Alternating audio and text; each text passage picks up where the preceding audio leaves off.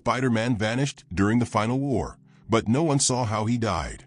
In the year 3099, Earth fell to a god-level symbiote, and Peter Parker made one last choice. He gave his soul to time itself, but it didn't return to him. It landed in the one man who never wanted it, Logan. Now Wolverine hears voices in his head, web-slinging memories, guilt, and love he never knew. His claws react to danger before it happens. His reflexes are faster than ever. But something darker is coming for that soul, and it remembers Peter's sins. This is not a second life. This is Spider-Man's reckoning and Wolverine's war. It started with a scream, not from Peter Parker's mouth, but from the sky itself.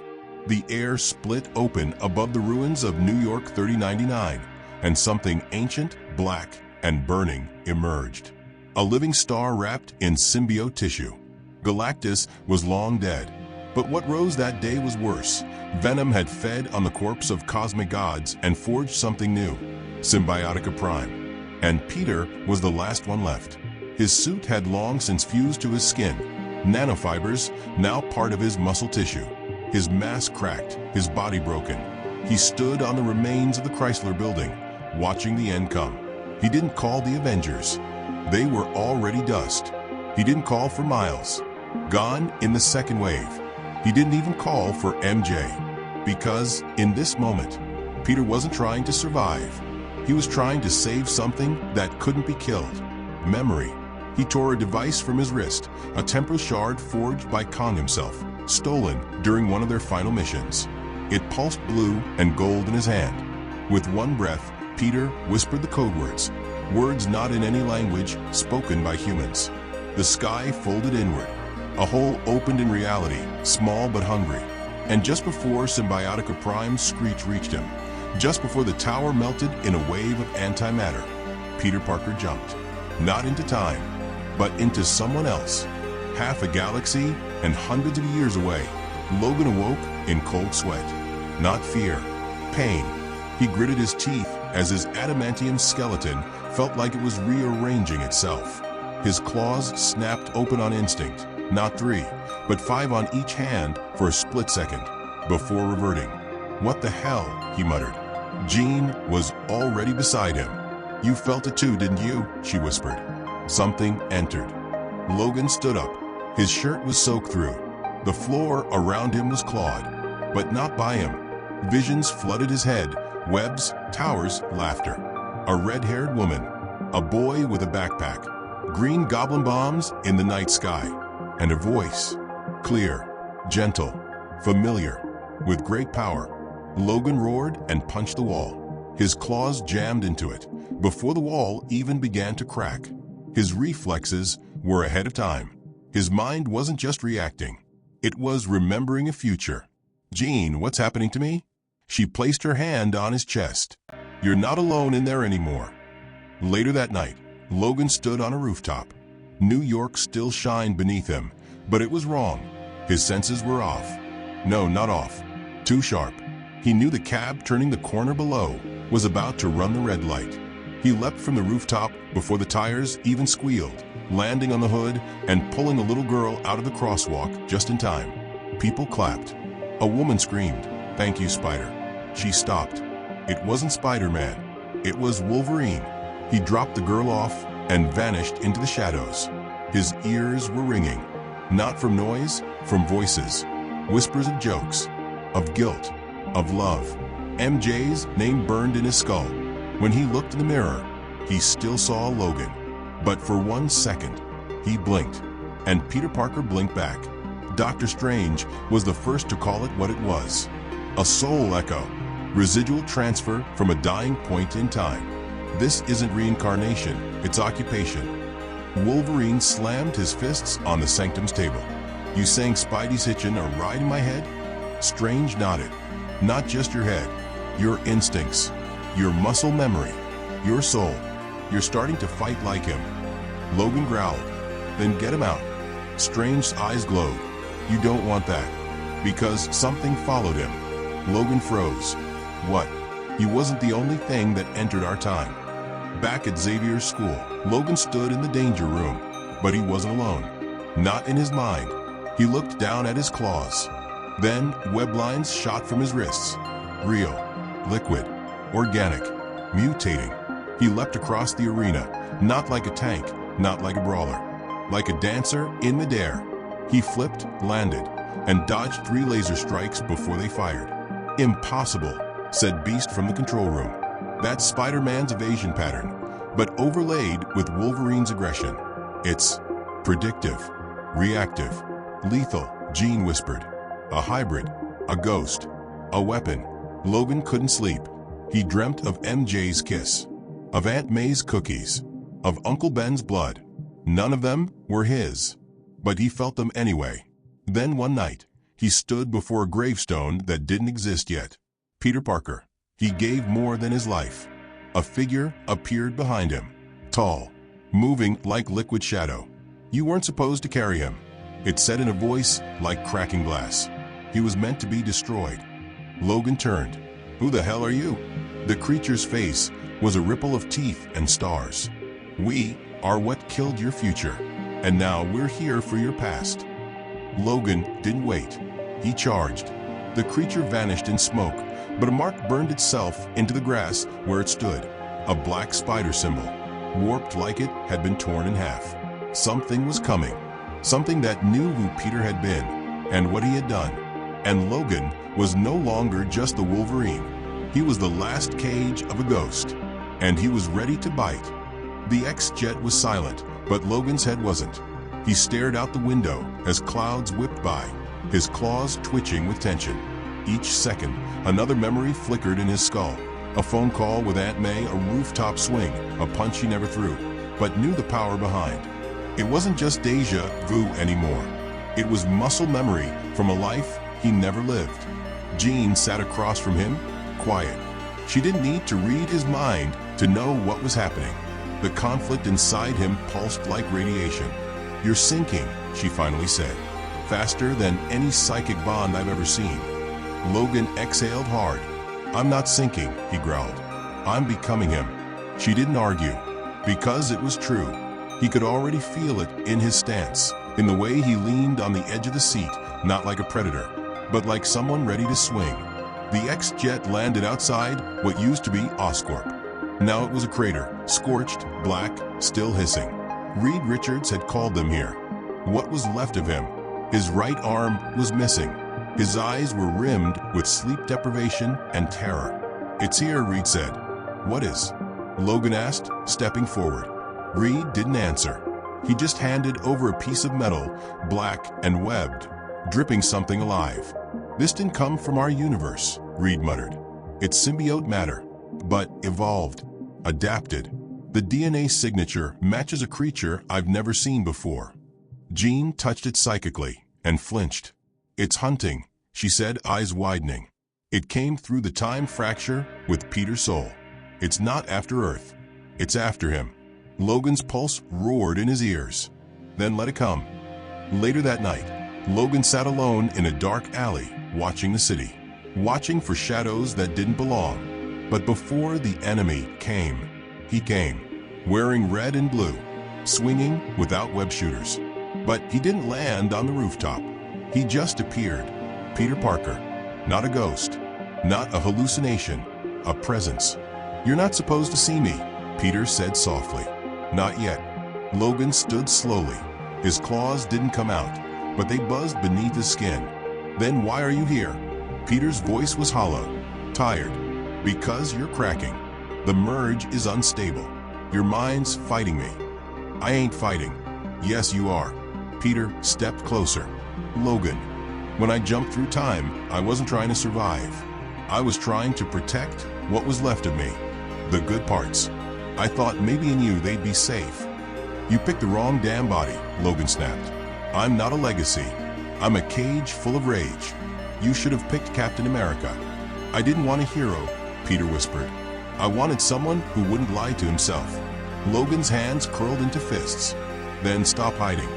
Peter smiled faintly. "Okay." Then he walked into Logan and vanished. And suddenly Logan's knees buckled. Because he wasn't just seeing Peter's memories now. He was feeling his regrets. The next morning, Xavier called a private meeting. Beast, Storm, Jean, Logan, and someone else, Nick Fury. He lit a cigar like the room belonged to him. "We've seen this before," Fury said. "Not the soul merge. Hell, that's new. But time-displaced threats that follow energy signatures. Whatever this creature is, it doesn't care about you. It wants the soul." Logan growled. "It'll have to kill me first." Fury blew smoke. "It plans to." He dropped a photo on the table. A corpse, torn in half, eyes still wide. Deadpool. Logan's jaw tightened. "He joked too much," Fury muttered. But his healing factor was nearly unbeatable. Until this thing sucked his soul out first. Jean's voice was quiet. "It feeds on legacy, on identity. It doesn't just kill, it erases." Logan leaned forward. "Then I'll give it something it can't erase." That night, Wolverine broke into Stark Tower. Not through the front, through the 80th floor window. AI defenses activated, but his claws moved faster than their code. One slash, two dodges, one flip across the ceiling. The last drone fell before it finished booting. Logan didn't need directions, because Peter's memories knew the way. Behind a false wall, a locked compartment blinked. Retina scan required. Logan grinned. Not today. He popped his claws and jammed them into the circuit. The panel fried, opened. Inside a suit, not armor, a gift. The Spider Armor MKX, Parker's last design never worn, meant for a future that never came. Logan stared at it. Red and silver, lightweight, flexible, lined with nanoweave and symbiote mesh. Fitted for someone leaner, younger, not him. But Peter's voice echoed. "Put it on." The suit sealed around him. It didn't fight his size. It adjusted, flowed. It knew him, because somewhere inside he was Peter Parker now. The moment it locked, everything clicked. Every nerve, every thought. He leapt out the broken window and didn't fall. He swung. Not like Wolverine, not like Spider-Man, like something new. On the rooftop across from the Empire State Building, a black figure waited. Its body shimmered between forms, venom, then carnage, then something older. Its face was a void. Its chest pulsed with a shattered spider symbol. It sensed Logan and hissed. "Found you." Logan didn't hesitate. He crashed into the creature with claws out and webs flinging in the same motion. They rolled across the rooftop, shattering stone. The creature laughed, its voice like broken glass and thunder. "You wear his sins," it rasped. "You carry his guilt. You'll break faster than he did." Logan growled, eyes blazing red and white. "I carry his hope." Then he stabbed both claws through its chest. But it didn't bleed. It screamed. A sound that shattered windows for blocks. Then it vanished, leaving behind a single black feather, still twitching. Logan picked it up and felt a whisper in the back of his skull. This was only the first. Somewhere, deep in the shadows of time, a voice laughed, and dozens of black stars lit up in the void. Each one a soul devourer, each one heading for Earth. Logan put the feather in his belt. He wasn't just carrying Peter's soul anymore. He was Earth's last defense.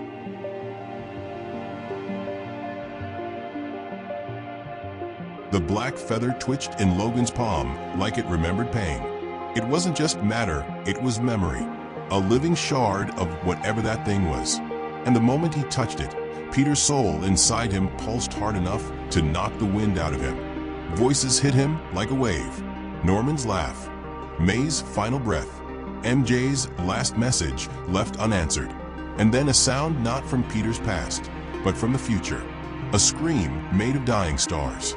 A whisper that said one thing: "We are Legion." Logan crushed the feather in his fist. It dissolved into smoke, but the presence didn't leave. It just sank deeper. Jean met him at the rooftop edge. Her eyes were glowing, even though she wasn't in combat mode. "It wasn't just a hunter," she said softly. "It was a herald." Logan nodded, his voice a gravel pit. "How many more?" Jean didn't answer. She didn't have to. Behind them, the moon flickered and vanished. For one full second, the entire sky went black. The Avengers met in silence. Only the desperate were left. No Tony, no Cap, no Vision, just what remained. Storm, Jean, Logan, Strange, Shang-Chi Valkyrie, and Peter Parker's ghost inside a broken man. Strange hovered over the table. A floating map showed breaches across space-time, small but growing. "These are not symbiotes," he said. "They're not even alive in the way we understand life." "They're soul hunters," Jean whispered. "They eat the meaning of you, not just your body." Wolverine grunted. "They're looking for Peter. They're looking for what Peter became." Strange corrected. "A soul that refused to die and split time to survive."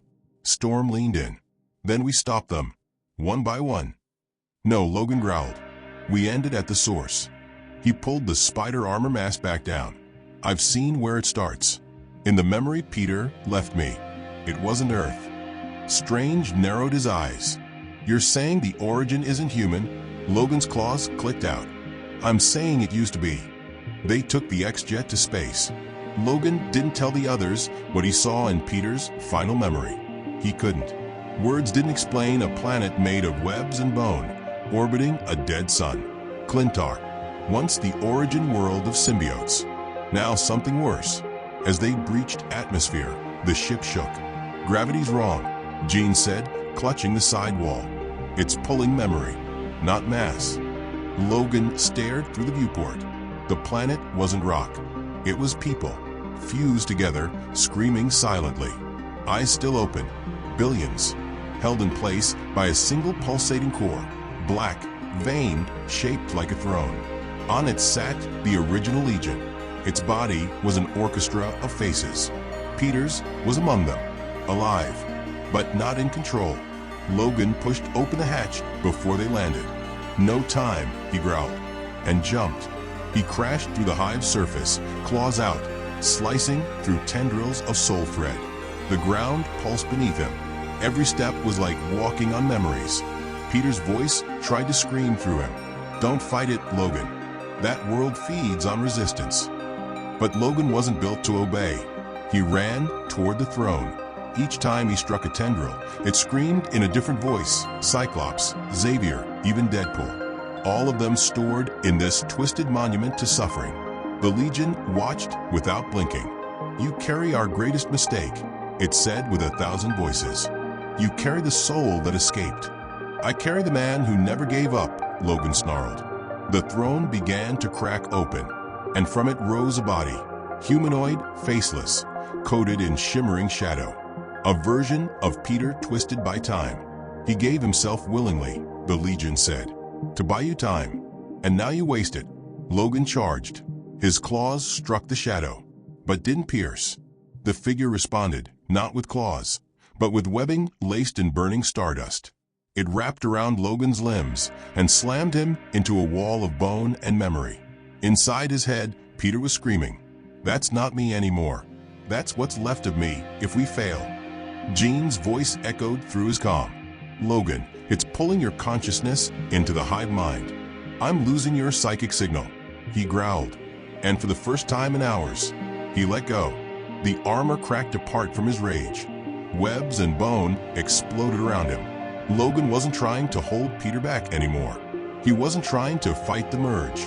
He embraced it, and for one blinding second, his claws glowed red and blue.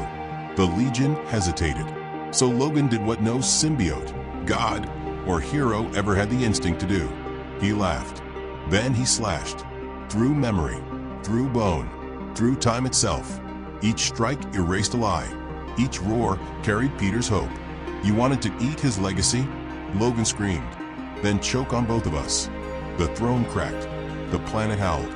The Legion screamed as Peter's soul, burning brighter now, ripped through its center and re-entered Logan with a blast of blue-white flame.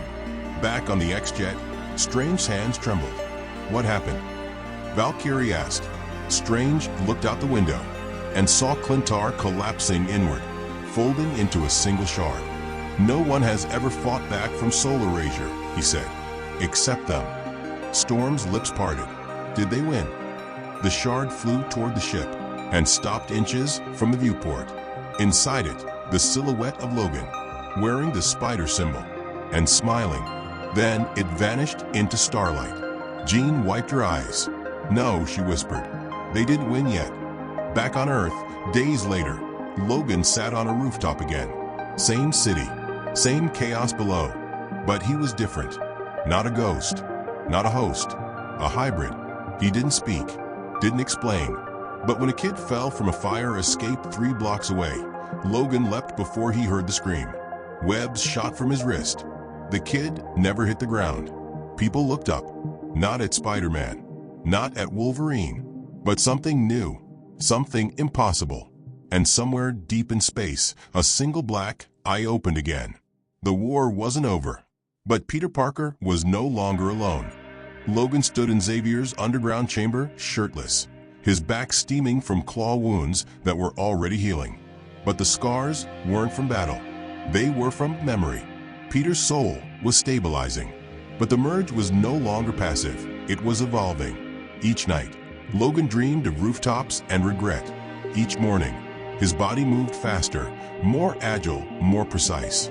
His senses sharpened beyond mutant levels. And his instincts? They weren't his anymore.